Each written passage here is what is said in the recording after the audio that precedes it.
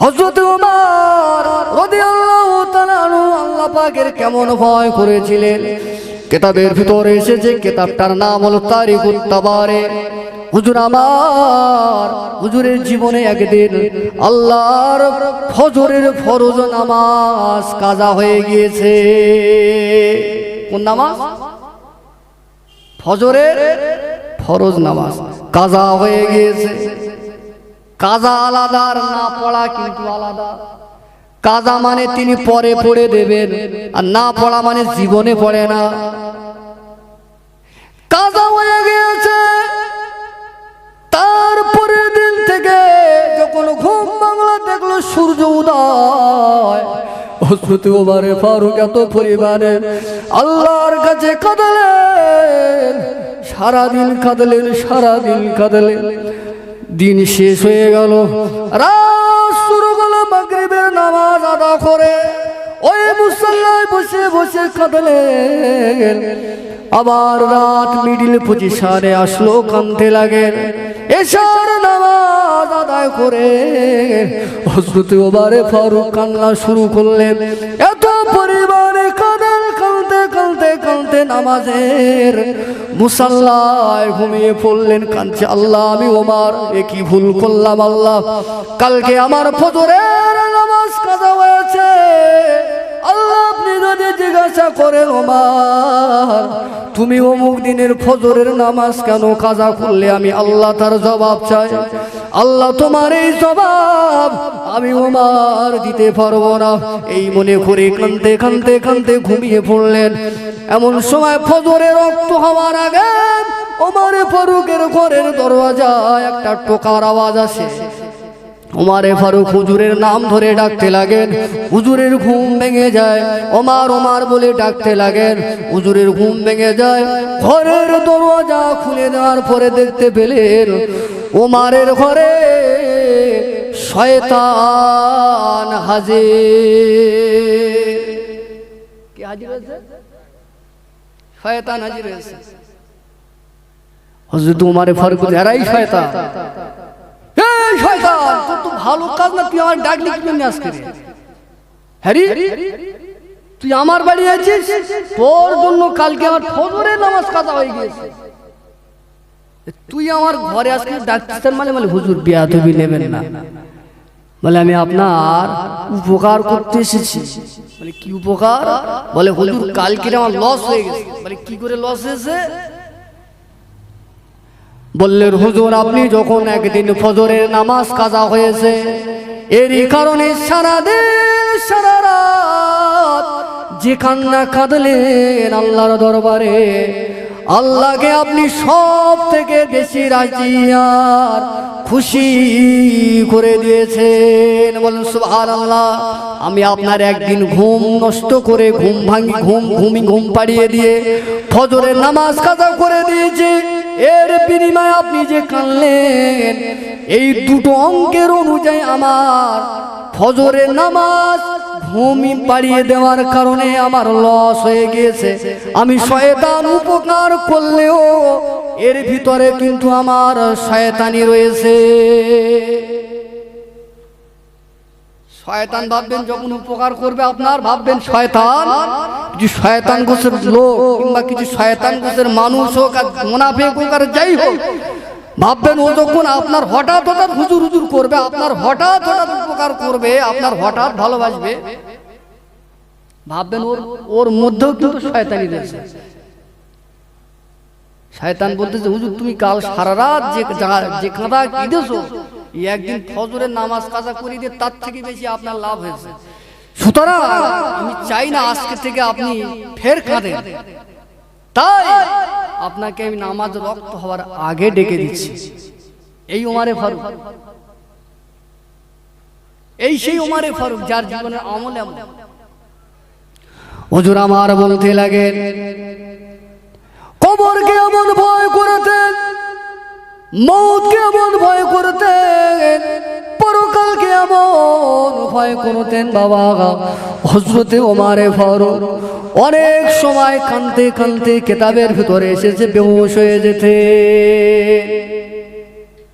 হুজুরের যখন হুজ ভাঙত হুজুর যখন জেগে যেতেন হুজুরকে জিজ্ঞাসা করা হতো, ও ওমরে ফারুক খলিফাতুল মুসলিমিন, কি কারণে আপনি কাঁদেন, কি আপনার হয়েছে? ওমরে ফারুক ওই সময় বলতেন, ও নবীর সাহাবীরা, এই পৃথিবীর জমিনে আল্লাহ যদি আমাকে মানুষ না বানিয়ে জঙ্গলের যদি গাছপালা তৃণলতা যদি বানাতে, আমি ওমরে ফারুক, আমাকে জঙ্গলের জীব জন্তুরা আমাকে খেয়ে ভক্ষণ করে দিত, এর জন্য কিয়ামতের ময়দানে আল্লাহর দরবারে বিচারের জন্য আমার দাঁড়াতে হতো না। বলেন সুবহানাল্লাহ। যে ওমরের সার্টিফিকেট ছিল জান্নাতের, তারপরে মৌতের ভয়ে কাঁদতেন, আল্লাহ যদি মানুষ না করে জীব জন্তুর খোরাক করে যদি আমাকে বানাতে, জীব জন্তুর আমাকে খেয়ে নিত, আর হিসাবের জন্য আল্লাহর দরবারে দাঁড়াতে হবে না, এই মনে করে কাঁদতে। আজ আমাদের কারো বয়স 40 বছর, কারো বয়স 60 বছর হয়ে গেল, এখনো পর্যন্ত আল্লাহর ভয়ে, কবরের ভয়ে, জাহান্নামের ভয়ে কতবার কেঁদেছি একবার বলে।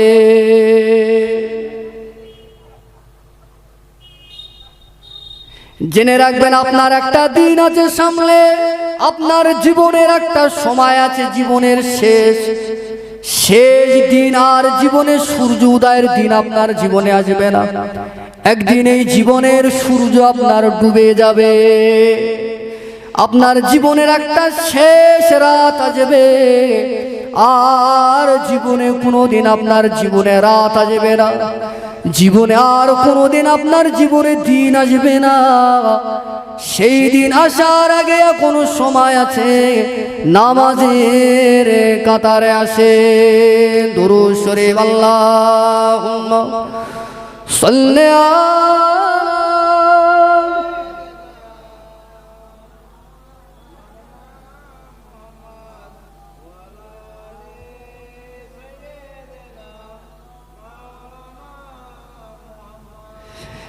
একদিন আমি মুখ লুকাবো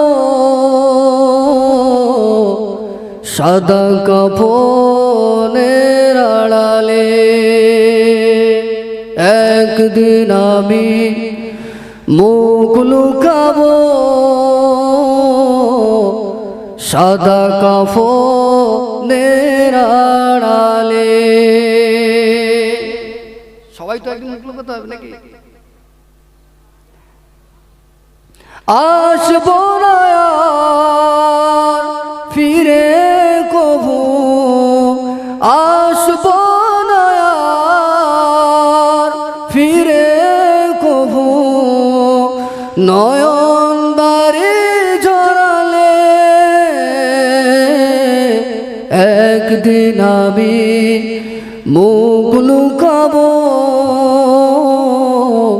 সাদা কাফনের আড়ালে। আমার মৃত্যুর খবর শুনে, আমার মৃত্যুর খবর শুনে হয়তো কাঁদবে পাড়ার লোকজন, কেঁদে কেঁদে বুক ভাসাবে, বিদায় দেবে যারা আপন।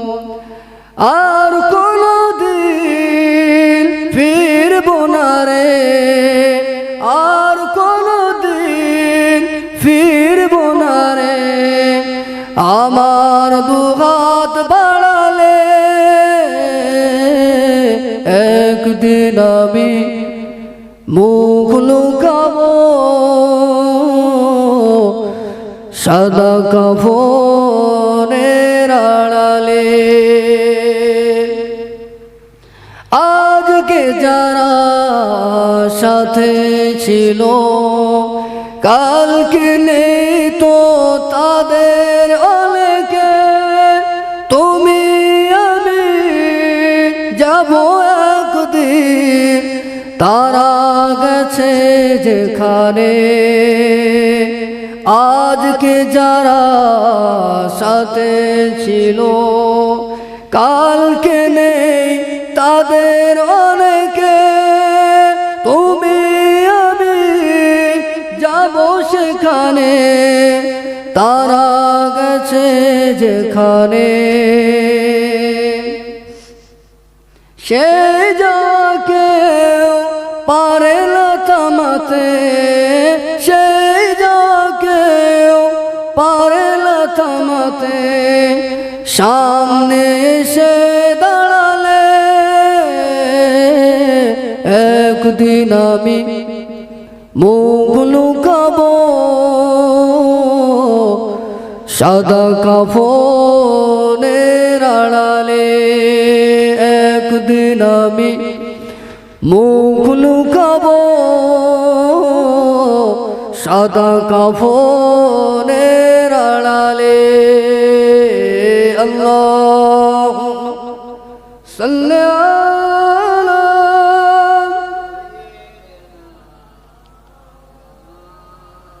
আওয়াজ দিয়ে পড়ো না বাবা। ওয়ালানে একটু কালমা পড়ি, কালমা লা ইলাহা ইল্লাল্লাহ, লা ইলাহা ইল্লাল্লাহ, লা ইলাহা ইল্লাল্লাহ মুহাম্মাদুর রাসূলুল্লাহ। সবাই বলেন আল্লাহু আকবার। একটু জোরে বলেন আল্লাহু আকবার। নারে তাকবীর, নারে তাকবীর, নারে তাকবীর, নারে রিসালাত, মাসলাকে মুজাদ্দিদে জামান, নারে তাকবীর। আমার বাজি ভাই যাই। তাহলে শুরুতে আলোচনার যে মূল লক্ষ্য একটাই, পরিবর্তন আমাদের হতে হবে। সেই পরিবর্তনের মধ্যে সব থেকে বড় বললাম 6টি আমল, যে আমলের উপরে আর সব থেকে বড় আমল নেই। সেই বড় আমলের এক নাম্বার কি বললাম? নামাজ। কি বলেছি? নামাজ। আপনারা যারা এসেছেন এখানে সবাই পড়েন তো নামাজ? সবাই পড়েন তো? মাশাআল্লাহ, দেখে তো মনে হচ্ছে সবাই পড়ে। আল্লাহ পাক আমাদের মরণের পূর্ব মুহূর্ত পর্যন্ত নামাজের সঙ্গে জিন্দেগি গঠন করবার মতন তৌফিক দান করেন। সকলে বলে আল্লাহুম্মা আমিন। আমার বাজি ভাইজানেরা, আমি আপনাদের কাছে আয়াতে কারিমা তেলাওয়াত করেছিলাম। মহান রব্বুল আলামিন পবিত্র কোরআনুল কারীমের ভিতরে আল্লাহ পাক জানিয়ে দিলেন, বিসমিল্লাহির রহমানির রহিম। ইয়া আইয়ুহাল্লাযীনা আমানু তাকুল্লাহা ওয়া কুনু মা'আস সাদিকিন।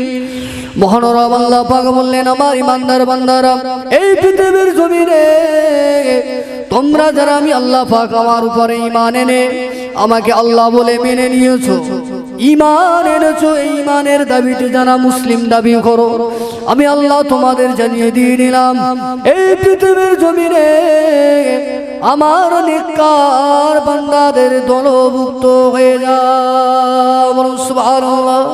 তোমার ঈমানটা যদি বাঁচাতে চাও, কেননা একটা মানুষের, একটা মুসলমানের সব থেকে বড় সম্পদ হলো ঈমান।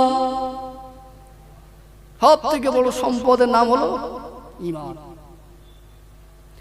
নবী আমার জানালেন, ও মুসলিমেরা, ঈমান হলো বড় গুরুত্বপূর্ণ জিনিস। মৃত্যুতে যদি কারো ঈমান না যায়, মৌতের সময় যদি কারো ঈমান না যায়, ওই মানুষটার জীবনের কোনো আমল কাজে লাগবে না। গ্রামের লোকের নাম আছে ঈমান, আর আমি যে ঈমানের কথা বলছি, এই ঈমান দুই ঈমান কিন্তু এক নয়। আল্লাহ নবী বুখারী শরীফের ভিতরে বললেন, মাম্মাতা ওয়া হুয়া ইয়ালামু লা ইলাহা ইল্লাল্লাহ, যে ব্যক্তি মৃত্যুর সময় লা ইলাহা ইল্লাল্লাহ পড়ল, ঈমানের কলেমা পড়ে নিল, আমি রাসূলুল্লাহ জানিয়ে দিয়ে দিলাম ফাদাখালাল জান্নাহ, ওই ব্যক্তিটা আল্লাহর দয়ার জান্নাতে চলে গেল। বলেন সুবহানাল্লাহ। মরণের সময় যদি আমার আপনার জবানে যদি কালমা না আসে, মৃত্যুতে যদি ঈমান যদি না আসে, এই জীবনের কোনো আমল কাজে লাগবে না। এবার মরণের সময় ঈমানের সঙ্গে মওত হতে গেলে কিছু কাজ আমাদের করা লাগবে না। সারা জীবন নামাজ পড়েন, সারা জীবন রোজা রাখেন, সারা জীবন ইসলাম মানেন, সারা জীবন দ্বীনের ভিতরে থাকেন, নবীর সুন্নাত মুখে দাঁড়িয়ে রাখেন, নবীর সুন্নাত গায়ে পাঞ্জাবি পরেন, নবীর সুন্নাত ডান হাত দিয়ে খাওয়ার সময় দোয়া পড়েন, নবীর সুন্নাত অনুযায়ী গায়ে পোশাক পরেন, নবীর সুন্নাত অনুযায়ী গোসল করেন, নবীর সুন্নাত অনুযায়ী ওযু বানায়, নবীর সুন্নাত অনুযায়ী খাওয়া দাওয়া করে, নবীর সুন্নাত অনুযায়ী টয়লেট করে, নবীর সুন্নাত অনুযায়ী জিন্দেগি গঠন করে।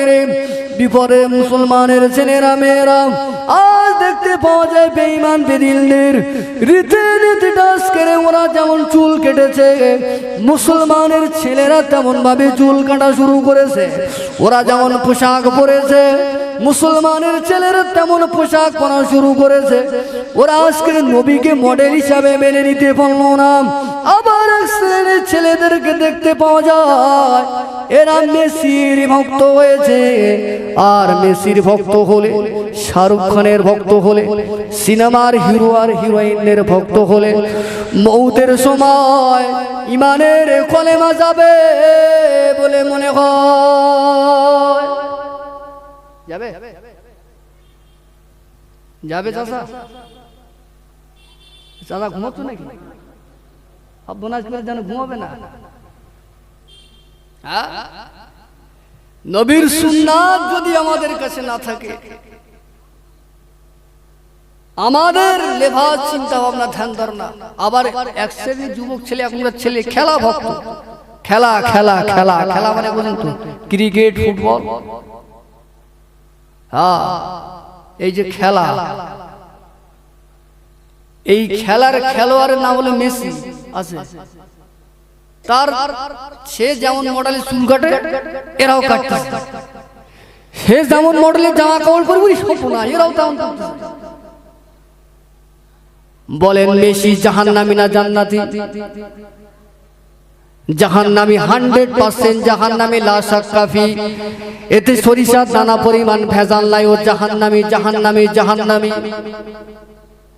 সিনেমায় যারা বই করে, শুটিং করে, মুসলমানের ছেলের নাম হলে কি হবে? খোদার কসম করে বলছি ও জীবনে জান্নাতে যাবে না, ও জাহান্নামী।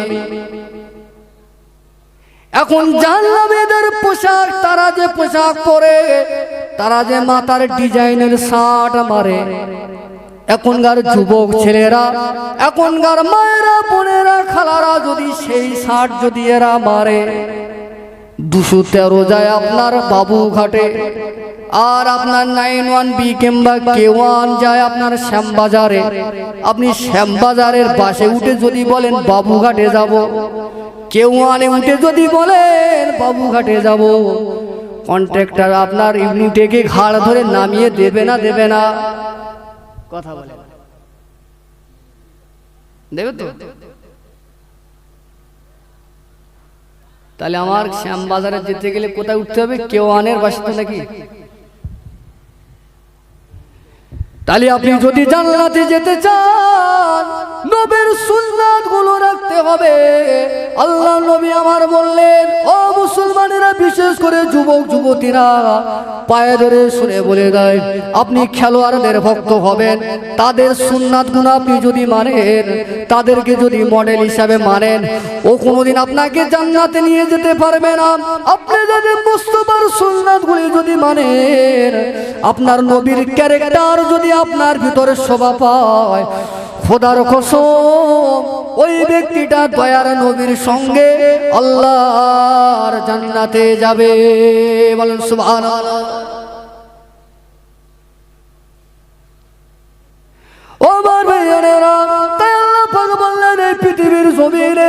যারা আমার মাতা কুমুর রাসূল ফাখুযুহু ওমা নাহাকুম আনহু ফান্তাহু, আমার নবীর উম্মতেরা, আমার বান্দারা, এই পৃথিবীর জমিনে আমার নবী তোমাদের যেগুলি দিয়েছে ওগুলি তোমরা গ্রহণ করো।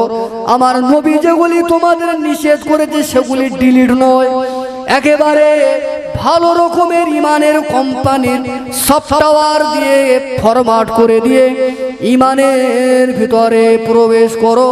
যদি তুমি প্রবেশ করতে পারো, মরণে তোমার ইমানের মওত হয়ে যাবে। বলেন সুবহানাল্লাহ। হযরত ওমর ফারুক রাদিয়াল্লাহু তাআলা আনহু মদিনার মসজিদে নববী শরীফের নামাজের কেমন পাগল ছিলেন। নামাজের মুসাল্লায় দাঁড়িয়ে গেলেন, নামাজের মুসাল্লায় দাঁড়িয়ে গেলেন হযরত ওমর ফারুক। এই ওমর ফারুক নামাজ পড়াচ্ছেন ভোরবেলা, ফজরের নামাজ। ভোরের বেলা নামাজ পড়েন তো সব মসজিদে গিয়ে? এখানে যে কজন আছে মনে হচ্ছে পড়ে সব, মাশাআল্লাহ পড়ে। আমরা স্যাম্পল দিলে বোঝা যায় পড়ে। ভোরবেলা মাশাআল্লাহ পড়ে। ভোরবেলা নামাজ একটা গুরুত্ব আলাদা সবসময় জানবেন। আর পাকা নামাজি কিনা বোঝা যায় ভোরে। ভোরের বেলা বোঝা যায় কত বড় তুমি নামাজ আর কত বড় আল্লাহ। হযরত ওমর ফারুক ভোরবেলা মদিনার মসজিদে নববী শরীফে নামাজের মুসাল্লায় দাঁড়িয়ে গেলেন। প্রথম রাকাতের নামাজের নিয়াত বাঁধলেন, নামাজের সূরা ফাতিহা পড়লেন, কেরাত পড়লেন, কেরাত পড়বার পরে রুকু করলেন, রুকু করে সাজদায় চলে গেলেন। সাজদায় যখন চলে গেলেন, হুজুরের ওই সময় সাজদা থাকা অবস্থায় একজন মুনাফিক হুজুরের পেটেতে ছুরি দিয়ে আঘাত করে। কি দিয়ে আঘাত করেছে? ছুরি দিয়ে। কে মেরেছে? মুনাফিক, এই মুসলমান। এই মুসলমান মেরেছে। আপনি কেন বেধর্মীদের দোষ দিচ্ছেন? ইসলামের শত্রু, ইসলামকে ক্ষতি করবে মুসলমান। ইসলামকে যুগে যুগে ধ্বংস করেছে মুসলমান। ইসলামকে আজও ক্ষতি করছে মুসলমান। আপনি একটা ভালো কাজ করবেন, সে ভালো কাজ করবে না। ভালো কাজের পথে বাধা দিয়ে সেখান থেকে পিছন দিক দিয়ে কূটনৈতিক চাল কিংবা কোন রকমের টিটকারি মেরে আরো 10 জনের মনটাকে ঘুরিয়ে দেবে। জানেন আপনি কোন জামানায় বাস করছেন?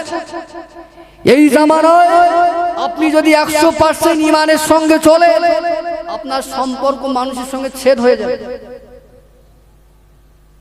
আপনি যদি 100% ইমানের সঙ্গে চলতে চান, আপনার 100-র মধ্যে 95% মানুষের সঙ্গে আপনার চল হবে না। যদি বলেন কি করে? আল্লাহ বললেন সুদ খাবে না, নবী বললেন বেনামাজির হাতে খাবে না।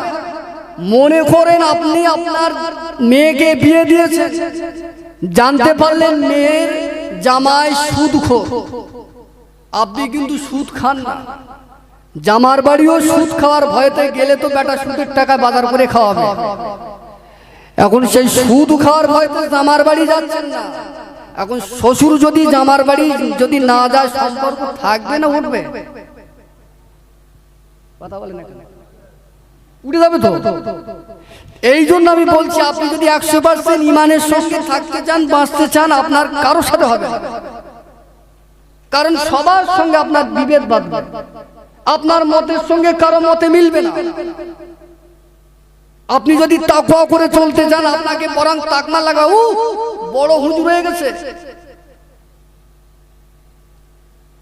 আপনি যদি কারো বাড়ি না খান, না খাওয়াটা আপনার পার্সোনাল ব্যাপার। কিন্তু সমাজে এমন মানুষ আছে, তারা বলে বড় হুজুর হয়েছে তাও খায় না। মিয়া কেন সব? আমি বলতে চাইছি, মুনাফিক, ইসলামের দুশমন বেদিনীরা তো আছেই, কিন্তু সবথেকে ভয়াবহ ভয়ঙ্কর দুশমন হলো মুনাফিক। হযরত ওমর ফারুক আর দ্বিতীয় রাকাতে নামাজের জন্য উঠতে পারলেন না। হুজুর ওই সময় জমিনে লুটিয়ে পড়লেন। হুজুরকে ধরাধরি করে ঘরের ভিতরে নিয়ে যাওয়া হলো। ঘরের ভিতরে নিয়ে গিয়ে এমন ভাবে পেটটাকে কেটে দিয়েছে নামাজ অবস্থায়। হুজুরের পেটের নাড়িগুলো সম্পূর্ণ দুই ভাগ হয়ে যায়। হুজুরের গাল দিয়ে গরম দুধ ঢেলে দেওয়া হয়, কাটা জায়গা দিয়ে বেরিয়ে যায়, আর দুনিয়ায় বাঁচবেন না। মৌতের, সাকরাতের, শাহাদাতের আলামত ফুটে উঠেছে। এমন সময় হুজুরকে দেখবার জন্য একজন ব্যক্তি হুজুরের সামনে এসে সালাম দিয়ে বললেন, খলিফাতুল মুসলিমিন ওমরে ফারুক, আপনি কেমন হালাতে আছেন? ওমরে ফারুক ওই সময় বললেন, ও নবীর সাহাবী রে, বাবা আমি কেমন আছি এ খবরটা নেওয়ার আগে বাবা মদিনার মসজিদে নববী শরীফে আমার ইমামতিতে 2 রাকাত নামাজ শুরু হয়েছিল। ওই 2 রাকাত নামাজের 1 রাকাত নামাজ আমি ওমর পড়িয়েছিলাম, 1 রাকাত নামাজ আমি পড়াতে পারি নাই। বাকি রাকাত নামাজটা মসজিদে নববী শরীফে আদায় হয়েছে কিনা আগে তার জবাব দেওয়া লাগবে। বলেন সুবহানাল্লাহ। মৃত্যু শয্যায় রয়েছে, তারপরেও নামাজকে না ভুলে নামাজ জিন্দা হয়েছে কিনা সেই খবর চাইলে।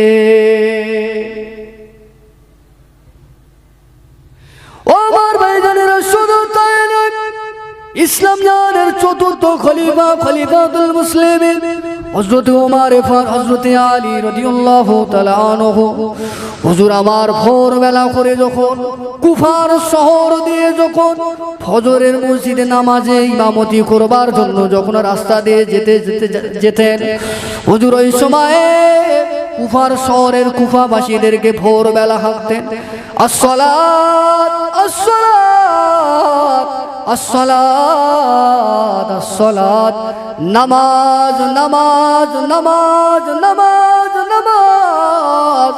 মুসলমান ঘুমিও না ঘুমিও না ঘুমিও না, নামাজ নামাজের জন্য উঠে যাও। হুজুর আমার এই কথাটা বলতে বলতে প্রতিদিন ভোরবেলা যেতেন হযরতে আলী রাদিয়াল্লাহু তাআলা আনহু। এই হযরতে আলী রাদিয়াল্লাহু তাআলা আনহুকে নামাজ পড়তে যাওয়ার জন্য ভোরবেলা রাস্তাতে ফেলে যারা শহীদ করে দিয়েছিলেন তারাও ছিল এই মুসলমান। কোন অবস্থায় মেরেছে? আমার কথা বুঝতে পারছেন? হযরত ওমরকে মেরেছে নামাজ পড়া অবস্থায়। হযরতে আলী রাদিয়াল্লাহু তাআলা আনহু ভোরের বেলা রাস্তা দিয়ে নামাজ পড়াতে মসজিদে যাচ্ছেন ইমামতি করবার জন্য। রাস্তায় ফেলে যারা শহীদ করেছিলেন তারাও ছিল এই মুসলমান। ওমর ভাইজানেরা, ইসলাম জানের তৃতীয় খলিফা হযরত উসমান গনি রাদিয়াল্লাহু তাআলা আনহু, হুজুর আমার ঘরের ভিতরে বসে আল্লাহর কোরআনুল কারীম তেলাওয়াত করছিলেন। কোরআনুল কারীম তেলাওয়াত করা অবস্থায় পিছন দিকে দিয়ে এসে যারা হুজুরকে মেরে শহীদ করে দিয়েছিলেন তারাও ছিল কিন্তু এই মুসলমান মুনাফিক। আমার আলোচনাটা এদিকও নয়, বলা উদ্দেশ্য এটা, যাদের জীবনে জান্নাতের সার্টিফিকেট থাকবার পরেও জান্নাতের সার্টিফিকেট ছিল সাহাবীদের, সেই সাহাবীদের জীবনে আমলের কোনো ত্রুটি হয়নি। আজকে যেমন আমাদের খাবার অভাব নাই, পড়ার অভাব নাই, আল্লাহ পাকের অসীম দয়ায় আল্লাহ আমাদের সব কিছু দিয়েছে, না চাইতো আল্লাহ দেয়। সুতরাং 2025 সালে আজকে আল্লাহ আমাদেরকেও খাওয়া পড়ার কোনো জায়গায় কমতি দেয়নি। জীবনে নসিহত অনেক শোনা হয়েছে, আলোচনা অনেক সময় হয়েছে, জিন্দেগির সময়গুলো খরচ হতে হতে আমাদের সময়গুলো আস্তে আস্তে মৌতের দিকে পৌঁছে এসেছে। বাকি রয়েছে শুধু নেক আমল। এই পৃথিবীর জমিনে আল্লাহর নবী, সাহাবায়ে কেরামেরা, আহলে বায়ত সহ আল্লাহর ওলি গণেরা, পীর ও মাশায়েখ গণেরা যেভাবে জিন্দেগি গঠন করেছেন, আমাদের যেভাবে গঠন করার জন্য আদেশ করেছেন, একই রকম ভাবে মাশায়েখ আকাবেরদের ফলো করে যদি জিন্দেগি গঠন করে যদি যেতে পারি, এই জিন্দেগির মূল্য আছে। অন্যথায় জিন্দেগির কোনো মূল্য পাওয়া যাবে না। দুরূদ শরীফ আল্লাহুম্মা সাল্লি